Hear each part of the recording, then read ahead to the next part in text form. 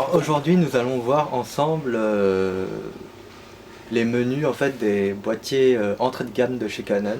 Je vais prendre comme exemple le boîtier Canon 450D qui est un boîtier assez ancien mais qui reste quand même à jour niveau menu. Cette vidéo sera valable également pour les nouveaux boîtiers normalement. Donc les 500D, 550D et 650D, voire 700D même. Sauf qu'ils auront peut-être quelques menus que j'aurais pas abordés. Cette vidéo pourrait paraître ennuyante pour les gens qui connaissent déjà la photographie. Donc c'est vraiment une vidéo destinée aux débutants, car il y en a pas mal qui regardent, qui suivent ma chaîne en quelque sorte. J'espère que ça va vous aider en fait à mieux comprendre comment fonctionne votre boîtier. Donc, nous allons voir tout ça ensemble. Alors nous allons voir donc le menu du 450D. Cette vidéo n'a pas pour but de remplacer la lecture du manuel, donc c'est juste je vais vous expliquer les détails, l'utilité de chaque fonctionnalité du menu. Donc nous allons voir tout ça. Alors qualité. Qualité, c'est tout simplement la qualité d'image, hein. Enfin c'est la taille, la résolution de l'image que vous allez sortir de votre appareil quand vous allez déclencher. Donc vous avez deux formats, le format JPEG qui est le format on va dire compressé, c'est-à-dire c'est le format d'image que vous allez utiliser à peu près tous les jours on va dire. C'est le format qui en fait qui est partageable par tous après. Enfin c'est un format où c'est tout prêt quoi. Vous avez dans ce menu différents choix de qualité. Donc L pour large, c'est la plus haute résolution. Donc là sur le 450D c'est 12 mégapixels. Après vous avez la taille médium et la taille small de 3 mégapixels. Selon les appareils vous avez différentes résolutions. Dans les boîtiers les plus modernes comme le 60D vous avez 18 mégapixels. Et vous avez d'autres résolutions qui servent à rien comme VGA en général. Vous avez ici le RAW, donc vous pouvez tirer ici avec cette icône RAW plus L, c'est-à-dire que vous allez tirer un JPEG de taille large plus une image RAW. En fait, le RAW c'est une image au format brut en quelque sorte. C'est-à-dire que vous allez devoir développer avec Lightroom ou d'autres logiciels de traitement après. L'avantage du RAW c'est que vous allez pouvoir faire des traitements post-production. Vous allez décider de, par exemple, la balance des blancs et d'autres paramètres de contraste, de luminosité après le shoot.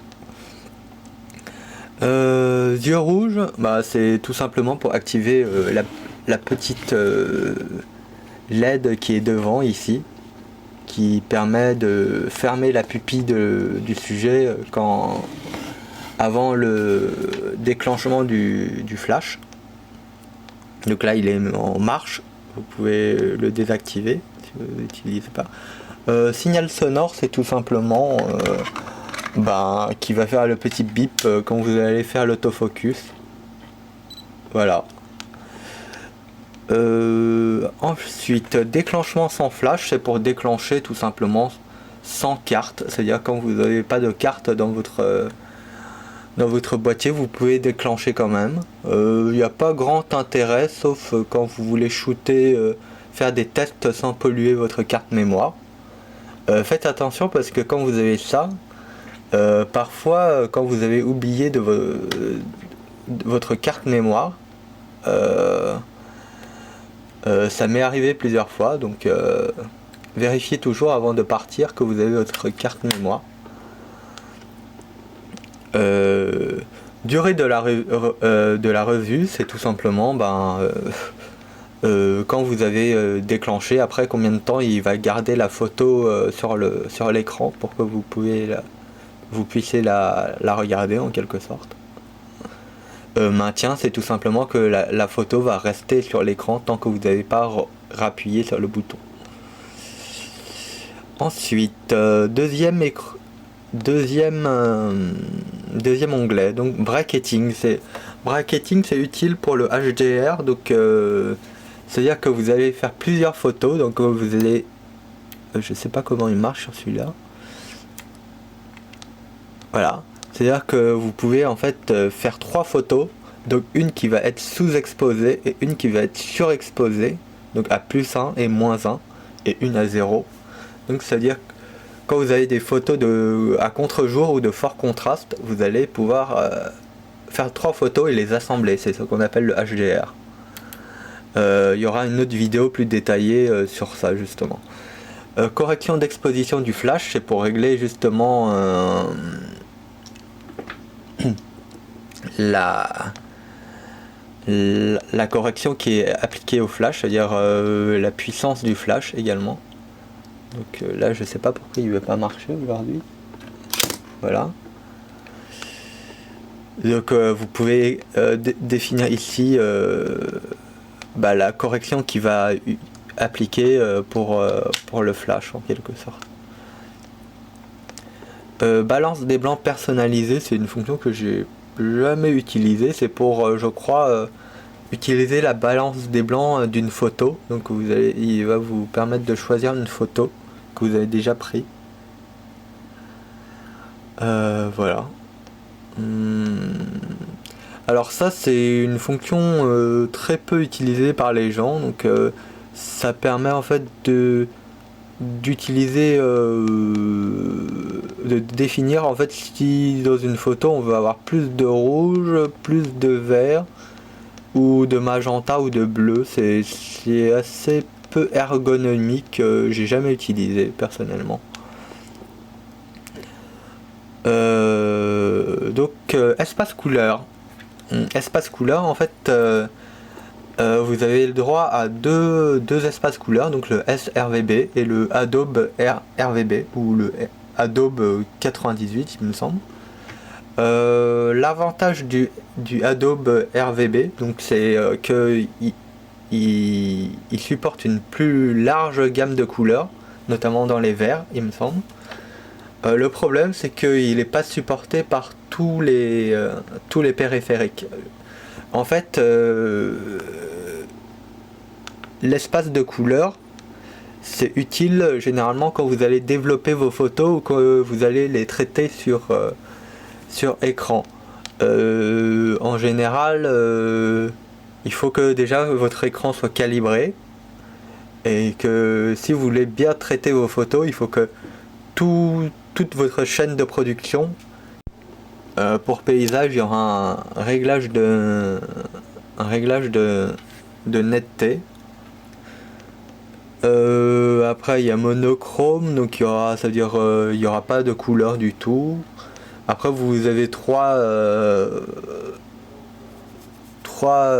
réglages pour vous en fait, c'est les paramètres utilisateurs que vous pouvez définir vous-même. Donc il suffit d'appuyer sur display de déplacer les réglettes. Donc vous pouvez régler par exemple plus de saturation ou plus de contraste. Enfin c'est voilà, ça peut servir.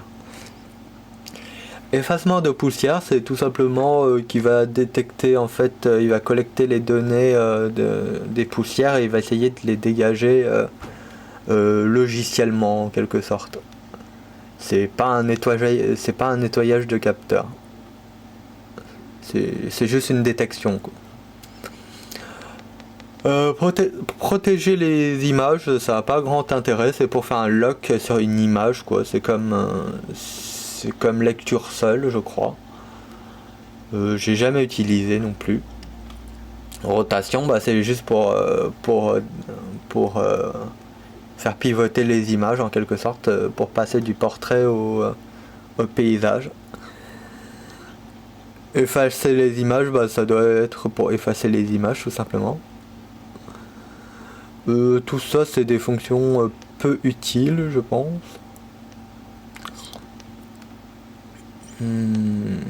Alors, arrêt auto, bah, c'est tout simplement pour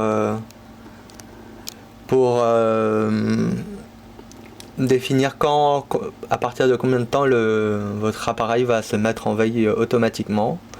Numéro de fichier, bah, c'est pour le compteur d'image, ça va incrémenter tout seul ou ça va réinitialiser le compteur en quelque sorte. C'est-à-dire quand vous avez IMG 0001 par exemple. Voilà. Rotation auto, c'est pour pivoter automatiquement les images que vous avez pris en portrait par exemple. Formater, bah, ça veut tout dire, hein, c'est pour formater votre carte mémoire, donc tout effacer en quelque sorte. Alors, on va essayer de faire un peu plus vite. Alors, couleur écran. Couleur écran, bah, c'est tout simplement pour changer la couleur du fond d'écran de votre... Ça peut servir quand vous êtes en plein soleil, de changer de couleur pour mieux voir. Surtout que celui-là, il n'est pas traité Clear View, donc parfois c'est un peu difficile de voir l'écran. Donc voilà.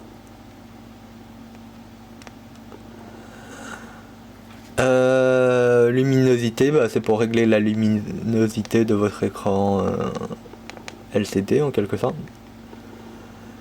Date et heure, bah, ça veut tout dire. Langue, pareil. Système vidéo, bah, en Europe, on utilise normalement le système PAL, tout simplement. Et ça, c'est le système américain, donc NTSC. Donc en général, on le laisse sur PAL. Nettoyage du capteur, là c'est pour dire que quand vous allez éteindre, bah, il y aura un nettoyage de capteur automatique. Le nettoyage de capteur, c'est en fait le capteur qui va vibrer pour enlever essayer d'enlever les poussières en quelque sorte. Nettoyage immédiat, bah, c'est le même principe, sauf qu'il va le faire tout de suite. C'est tout. Et manuel, c'est tout simplement quand vous allez utiliser. Quand vous allez appuyer, ben, le miroir il va se relever pour vous laisser accès au capteur et ainsi utiliser soit une poire soufflante, soit un pinceau pour nettoyer le capteur. C'est vraiment quand vous avez vraiment des poussières que vous utilisez quand vous faites un nettoyage de capteur. Alors, fonction de visée, ça je crois que c'est pour le réglage du live view, mais je me souviens plus de comment on l'active sur le 450D parce qu'il n'est pas natif à la base. Donc l'affichage du quadrillage, bah, c'est pour le quadrillage d'aide au cadrage en quelque sorte. Contrôle du flash, bah, là on va pouvoir contrôler... on va pouvoir régler les paramètres du flash quand il va se déclencher. Là on l'avait déjà vu tout à l'heure, la correction d'exposition du flash, tout ça.